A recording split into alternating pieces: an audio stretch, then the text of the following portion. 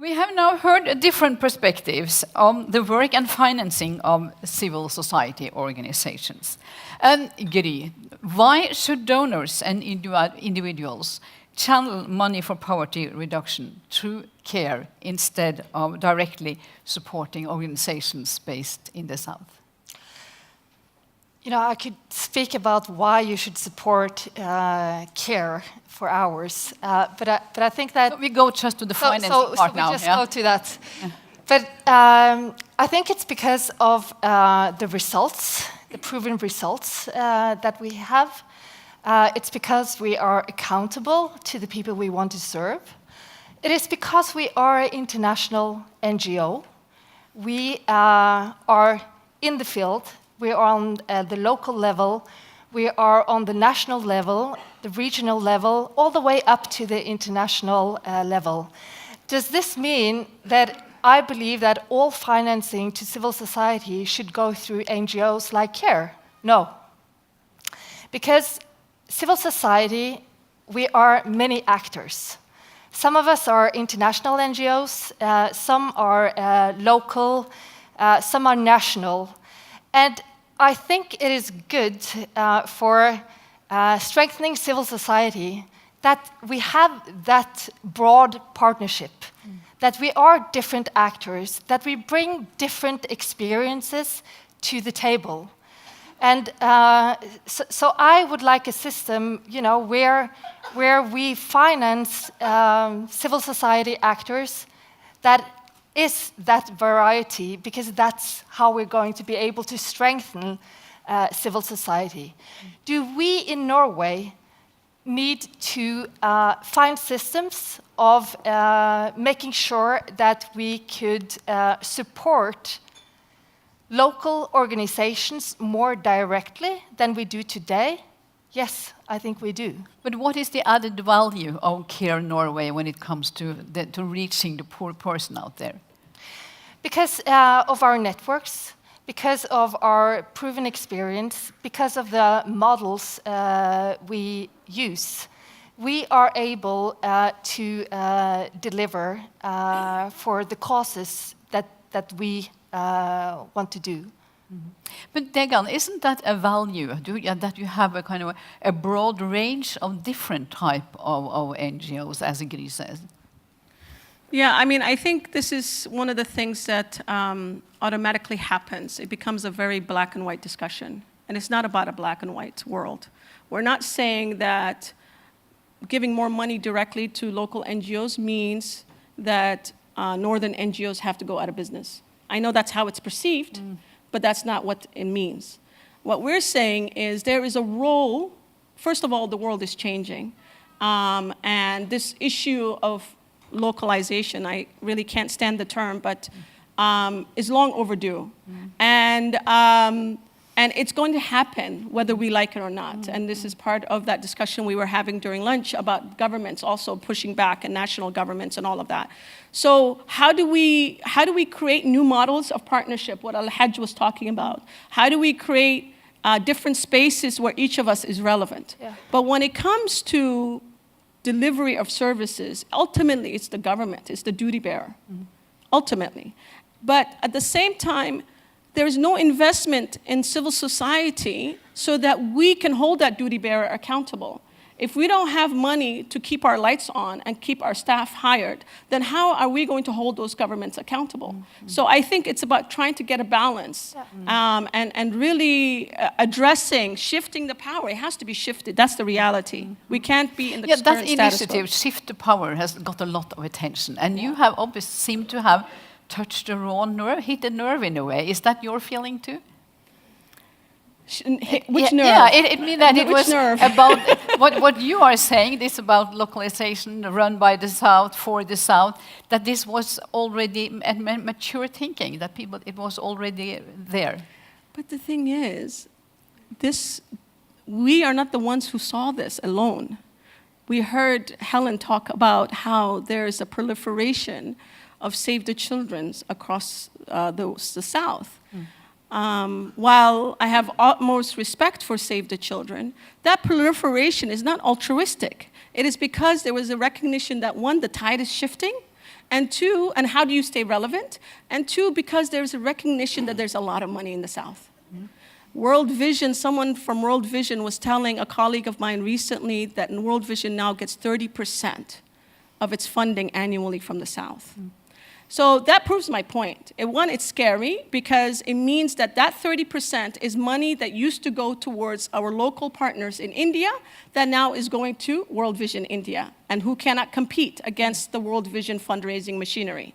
But it also proves my point because it's a positive indicator that there is a lot of wealth in the South. So how do we mobilize that wealth, and how do we get allies in the North to help us mobilize that wealth? So let me pass that over to Elhadj. How do we mobilize this? How we get these new models for financing? I think we should go back to our people-centered approach, to all of that. I'm sure we will talk a lot about institutions and southern, northern NGOs, civil societies, and more formal. But at the end of the day, or maybe the beginning, just about people. I mean, if you look at the most formalized institution, which is the UN, and you go back to the charter, it doesn't say we UN or we UNICEF, it says we the people. So it's about people and their different forms of organization in different settings that may be more relevant depending on the type of shocks that we are seeing to bring the most type of response. We need a global solidarity in a global world. That's why we need everybody. Today, I was reading last Friday, that the launch of this humanitarian appeal for this year, $22.5 billion, they're asking for 2016. We've never reached, 11 billion, so to show them the gap, none of us, despite all the efforts that we're doing, is able to reach it. We need then resources, to invest in all institutions to keep the political dialogue going on. We need institutions everywhere in the world to have advocacy, to nurture and promote the global solidarity. We need the strengthening of the capacity of the institutions so that, as the sister was saying, to hold the duty bearers responsible and engage, with them. And then we need all those different windows, for implementation, particularly where it is most difficult to do and hardest to reach. And unfortunately, they're where the most vulnerable, are. I think what would be worst in this discussion is to, create a kind of a unhealthy competition or rivalry, between the different types of organizations who are committed, are engaging, for the same, purpose. I think what we need to do is, first of all, let's make the pie bigger, because the pie is simply not big enough, if we compare to the needs, that we have. Before we try to start slicing it in small pieces and fighting about the small pieces, this pie got to be big, and it is far away, from being big. And in there is space, for all those other organizations to work in partnership and collaboration. But that does not take away the very strong point that Degan was making, that among all those partners, there are those that needs to be now lifted up a little bit more than it used to be, and that's where the local actors come in. Let's lift them up, to be more at the level of everybody so that we can partner and then collaborate better together. But I would agree with that, we as civil society, we need to lift that pie. At the same time, there are imbalances right now. And I understand, what you're saying, Degan, locally rooted civil society organizations from the South, they also want more finances. And I think that we need to take that seriously, because it's like you say, without finance, it is going to be extremely hard to build the capacity. And then we, as international NGOs, we also need to look at ourselves. I mean, CARE is one of the organizations that signed the Charter for Change. And we did that because we also, as an international NGO, has a responsibility to make sure that we can lift civil society in the South. So we are going Let me to... interrupt you. Do you see foresee a future where you kind of let go and close down Care Norway and transfer it all to a local organization? You know, I hope that we come to a situation where we're not going to need development aid anymore because we have solved the issues. I don't see that happening in the next couple of years. But to be completely honest, I mean, I would love to be out of business. I mean, because then, we have been able to tackle the challenges. But I think that also international NGOs, national organizations in Norway also have a role to play, and an important role to play. But probably, we need also to continue improving, because we are also improving. I mean, not everything Care Norway does is perfect all the time.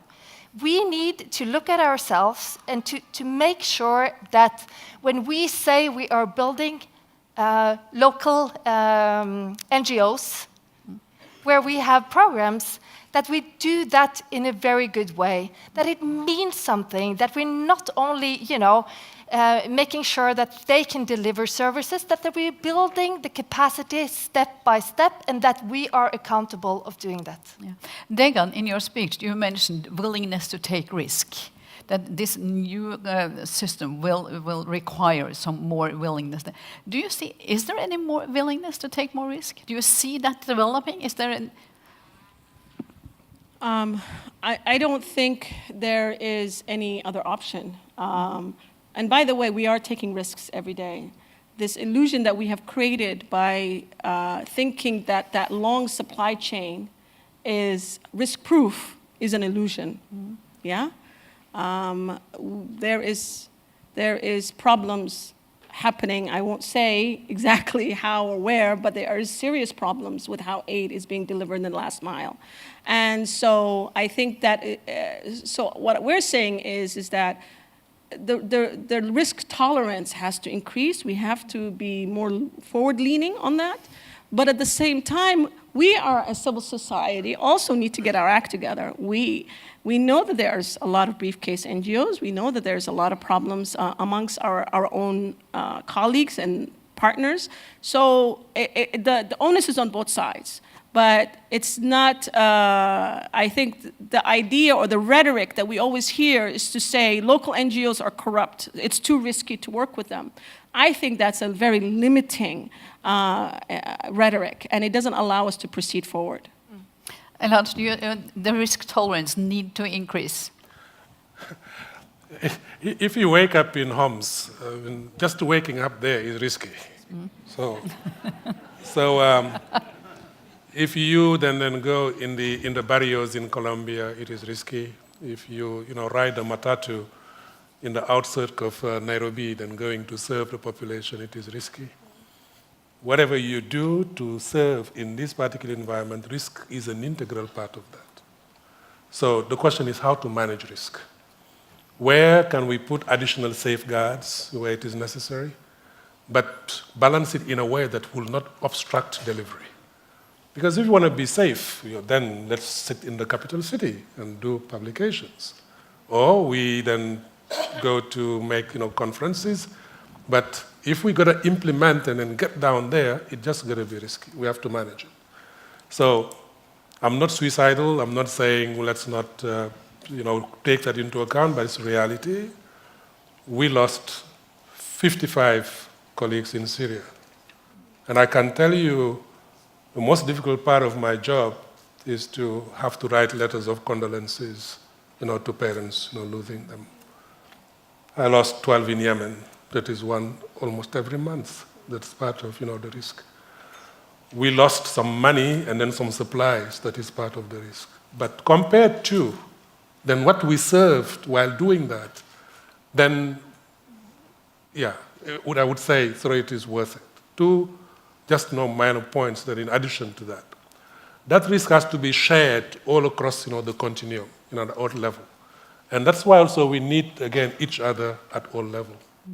Let me continue. Yeah, sorry, were you done? Yeah, no? Oh? Okay.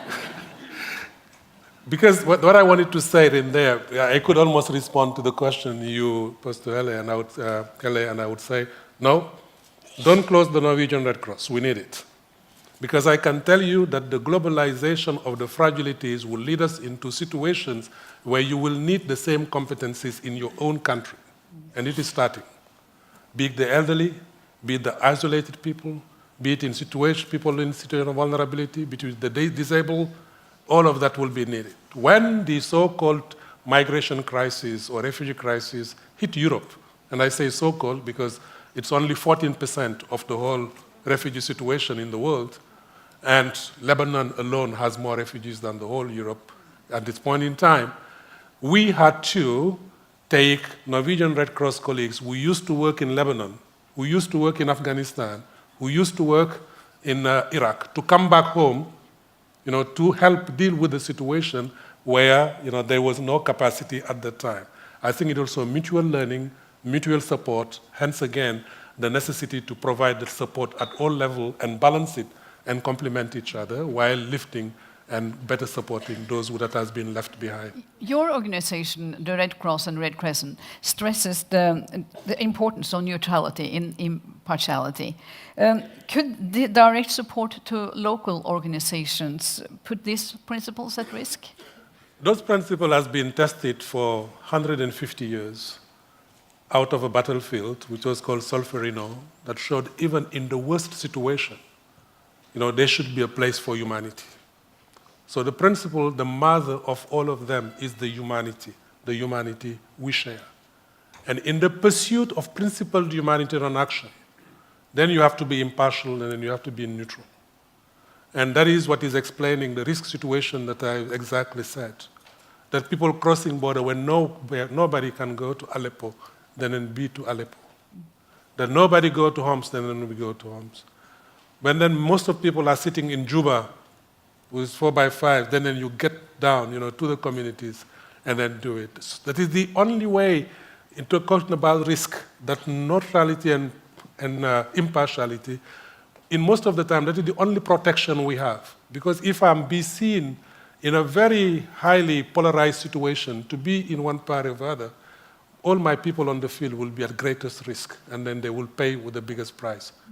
It is ambiguous, it is difficult, it is challenging, but it has been put to test for 150 years, and I believe that they pass the test and they will continue to prevail. Degan, on the issue of neutrality and impartiality, is there a risk that Southern NGO, powerful in Southern NGO, can mix up with politics? I think that risk, as Elhadj said, applies to all forms. I don't think it's a risk limited to local organizations.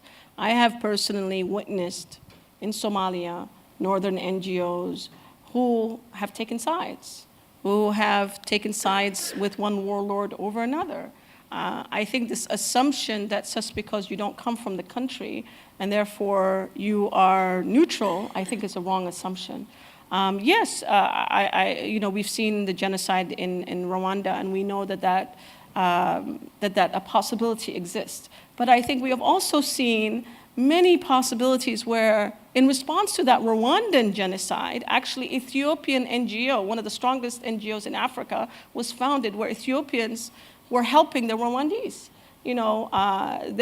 This idea that that because you come from the community, you can't feel that sense of humanity and be able to work in those communities. I think, and cross the boundaries. I mean, in Syria, the ones who are having the most access and working across these borders and these lines and all of these things are local people, local staff, local NGOs. So I think that's not a good assumption, and I don't think it's based in reality. I think any group has the potential to cross the lines on neutrality and impartiality, any group, wherever they may come from. Gry?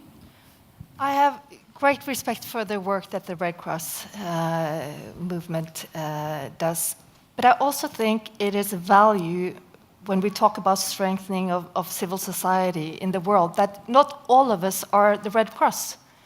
that we are different, that some have a more, change agenda, some service delivery agenda. And if you look, because the whole discussion about financing is also very much linked to the whole space debate. And if you look at the reports from Civicus and other reports, some of the organizations locally that are really struggling now are the local organizations that actually have a change agenda, that are holding the people in power accountable. So part of this discussion should also be to discuss how we can contribute to strengthening those organizations. Because, most of you know that I've been a politician myself. And when you're a politician, you want to tell the voters, how many schools were built, how many hospitals were built. That's the message you want to give. But that is not the only thing that is going to deliver change for people. So we need also to support the groups that are working for change in their societies, holding the people accountable. And they also need financing in a situation where their space is becoming more narrow and narrow. Yeah, Degan. Thank you for that point, because I want to expound on that just a little bit. For this, I don't think that northern NGOs need to disappear. There is a role for them. What we feel in the Global South is that that role has been blurred. With the industrialization and professionalization of the NGO sector, we feel that northern NGOs have lost their roots in activism and being proper civil society. Why do I say that? Because many of the conflicts, we are coming in to clean up a mess that has been caused by political inaction or action. These are political issues. They're not humanitarian issues. So what we desire from northern NGOs is a sense of solidarity to address the economic, social, environmental, political root causes of these crises. And I think that is, we need them to stop going to more offices and start going more to the streets in the north, to start organizing a movement in the north amongst the taxpayers to say the refugee crisis in Europe is as a result of inaction of the UN Security Council. That is the source of the problem. So this is the kind of things that we are not getting enough from, that level of solidarity to address the root causes of the problems. It has to be less about running after money and projects, and it has to be more about addressing social justice issues. Well, let's continue on this, because this year, 2016, has been a dramatic year. Big political changes, Brexit, Trump victory. Is this a sign of change toward against international solidarity and willingness to spend money to reduce poverty abroad? The Red Cross rely a lot on private donors. Do you think there is a change in attitude with these big political events? I don't know, to be honest. So we'll see. But I think it is a sign of some disconnect between government and then the people. It is a sign of disconnect between those that are in power, a part of the elite, in taking into account the real needs of people on a daily basis, no matter where, including in this country, on this continent. And I think that is something that is very important to reflect on. But what I'm seeing that is consistent, and for me, it's always extremely moving when I see a young Scandinavian, -20, in the cold, getting on the street, and then championing and fighting for a cause which is 50 degrees in the shade, very 10,000 miles away, which is a sign of global solidarity that we should never lose. And that is important. And if that is also translated and transpiring in the northern or whatever NGOs we call them, that is a good thing. What we have to also to think about is there is only one way to effectively solve the problems. It is to be there where those problems are. And most of the time, they are there in the communities, and there, unfortunately, we have to do a better job. When I return from Liberia, people tell me, well, you need to work on coordination because these things, I said, no, there was nobody to coordinate with, I can tell you. With the fingers of one hand, you could see who was there. There are other places where it is totally crowded, but in those, there was nobody, to coordinate with. In Homs today, there's not many to coordinate with. In the outskirts of Aleppo, there's not many to coordinate with. In Galkayo, there are not many to coordinate with. But there are many in Nairobi, Kenya, okay? There are many, so in Addis, there are many, if you can make the test and then post, a vacancy of a post, for Nairobi, my goodness, you will be flooded, but if it is in Amman, Jordan, you will be flooded. And then I have 100 other posts. Well, yeah, there are not many going there. So the so-called boots on the ground, there are no boots, there, and I think those are the kind of dysfunctionalities that we need to correct. But the global solidarity North-South among the people, we should not lose that. Somebody mentioned, I think it was the minister or you, that I see many of you who are contributing into fighting apartheid. Apartheid could never have been fought with the local people in Soweto alone, unless there was this global solidarity across the globe and in the north and in the south, it would have never happened. So that is a reminder that we all need each other, and this competition for resources, for profile, for egos or visibility, frankly, should not overshadow that extremely important solidarity that we need to keep. We are about to wrap up, but Gry and Degan, can you briefly say something about, is there a shift in the attitude towards global solidarity? I think it's hard to follow Elhadj, but I completely echo that. And, yeah, do it microphone. Sorry.